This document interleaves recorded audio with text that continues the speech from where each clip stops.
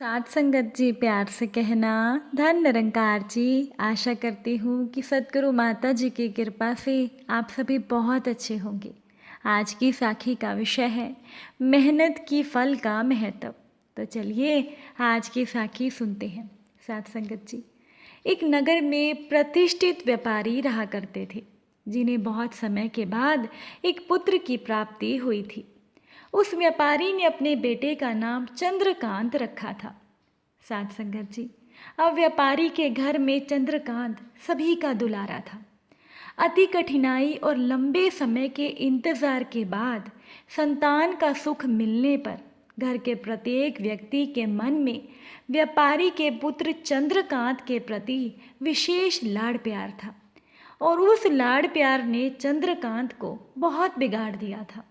साथ संगत जी, चंद्रकांत के घर में किसी भी चीज़ की कोई कमी नहीं थी। चंद्रकांत की मांग से पहले ही उसकी सारी इच्छाएं पूरी कर दी जाती थी।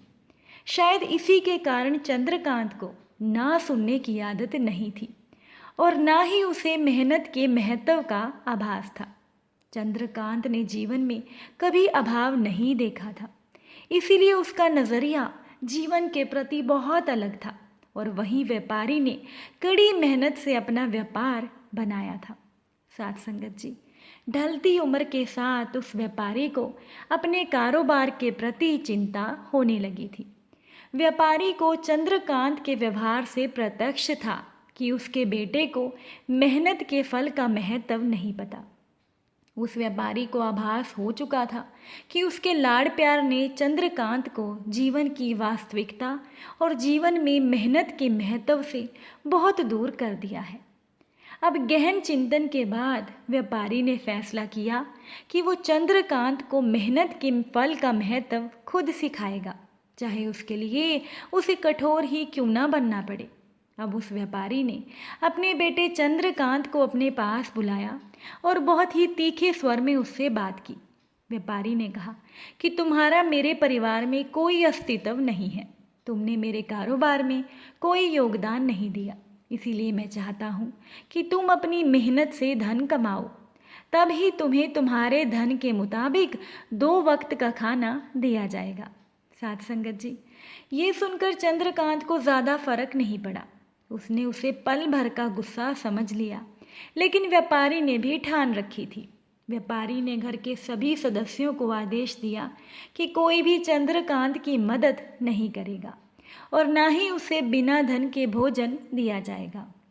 अब चंद्रकांत से सभी बहुत प्यार करते थे, जिसका उसने बहुत फ़ायदा उठाया। वो रोज़ किसी न किसी के पास जाकर धन मांग लाता और अपने पिता को दे देता था, और व्यापारी उसे उन पैसों को कुएं में फेंकने को बोलता था, जिसे चंद्रकांत बिना किसी अड़चन के फेंक आता और उसे रोटी और भोजन रोज मिल जाता था। साथ संगत जी, ऐसा कई दिनों तक चलता रहा, लेकिन अब घर के लोगों को रोज रोज धन देना भारी पड़ने लगा। सभी चंद्रकांत से अपनी कन्नी काटने लगे, जिस कारण चंद्रकांत को मिलने वाला धन कम होने लगा और उस धन के हिसाब से उसका भोजन भी कम होने लगा। एक दिन चंद्रकांत को किसी ने धन नहीं दिया और उसे अपनी भूख को शांत करने के लिए गांव में जाकर काम करना पड़ा। उस दिन वो बहुत देर से थका हारा व्यापारी के पास पहुंचा और धन देकर भोजन मांगा। रोज के अनुसार व्यापारी ने उसे वो धन कुएं में फेंकने का आदेश दिया, जिसे इस बार चंद्रकांत सहजता से स्वीकार नहीं कर पाया। और चंद्रकांत ने पलटकर अपने पिता को जवाब दिया कि पिताजी, मैं इतनी मेहनत करके इतना पसीना बहाकर इस धन को कमा कर लाया हूँ और आपने मुझे एक पल में इसे कुएं में फेंकने को कह दिया। ये सुनकर व्यापारी समझ गया कि आज चंद्रकांत को मेहनत के फल का महत्व समझ आ गया है। व्यापारी भली भांति जानता था कि उसके परिवार वाले चंद्रकांत की मदद कर रहे हैं, तभी चंद्रकांत इतनी आसानी से धन कुएं में डाल आता था। लेकिन उसे पता था कि एक न एक दिन उसके सभी परिवार वाले चंद्रकांत से कन्नी काट लेंगे और उस दिन चंद्रकांत के पास कोई विकल्प नहीं बचेगा और उसे मेहनत करनी ही पड़ेगी। व्यापारी ने चंद्रकांत को गले लगा लिया और अपना सारा कारोबार उसे सौंप दिया।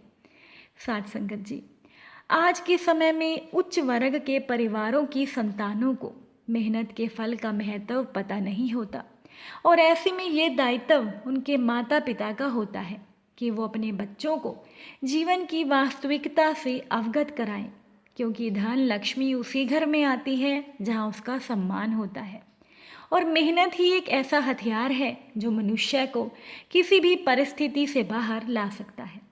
व्यापारी के पास इतना धन तो था कि चंद्रकांत और उसकी आने वाली पीढ़ी बिना किसी मेहनत के जीवन आसानी से निकाल लेते, लेकिन अगर आज व्यापारी ने अपने बेटे को मेहनत का महत्व नहीं बताया होता तो एक ना एक दिन व्यापारी की आने वाली पीढ़ी उस व्यापारी को ज़रूर कोसती। साथ संगत जी, मेहनत तो सीढ़ियों की तरह होती है और भाग्य लिफ्ट की तरह।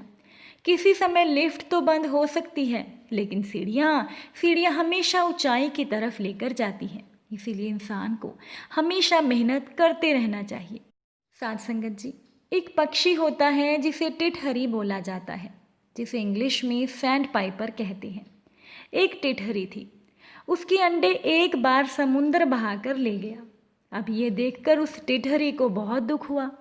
उसने सोचा कि मैं समुद्र में से अपने अंडे ज़रूर निकाल लूँगी।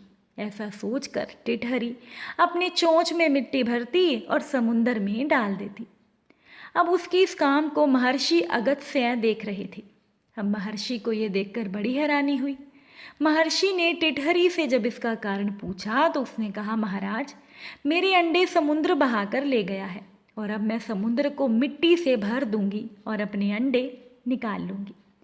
अब महर्षि को उस छोटे से पक्षी के प्रयास को देखकर बड़ी खुशी हुई। उन्होंने उसकी सहायता करने का फैसला किया। महर्षि ने 3 अंजलि में सारे समुद्र का पानी पी लिया और टिटहरी के अंडे उसे मिल गए। साथ संगत जी, जब हम किसी काम को करने में पूरे मन से लग जाते हैं तो ये सारी कायनात, ये ईश्वर, ये निरंकार दातार भी हमारी सहायता करने में लग जाते हैं।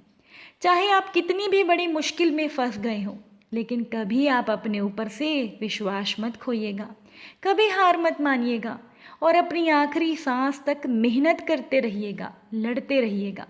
फिर किसी मुश्किलों में इतनी ताकत नहीं है कि वो आपको ज़्यादा देर तक परेशान कर सके। कभी भी परेशानियों के आगे मत झुको, हमेशा आगे बढ़ने का प्रयास करते रहो, क्योंकि ज़िंदगी वो नहीं जो हमें मिली है, ज़िंदगी वो है जो हम इसे बनाते हैं।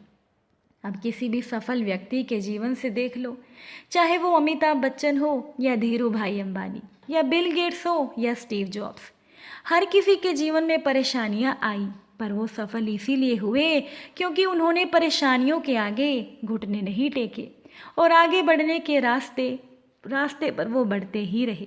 इसीलिए साथ संगत जी, हर इंसान को मेहनत करनी चाहिए, क्योंकि मेहनत का फल मीठा होता है।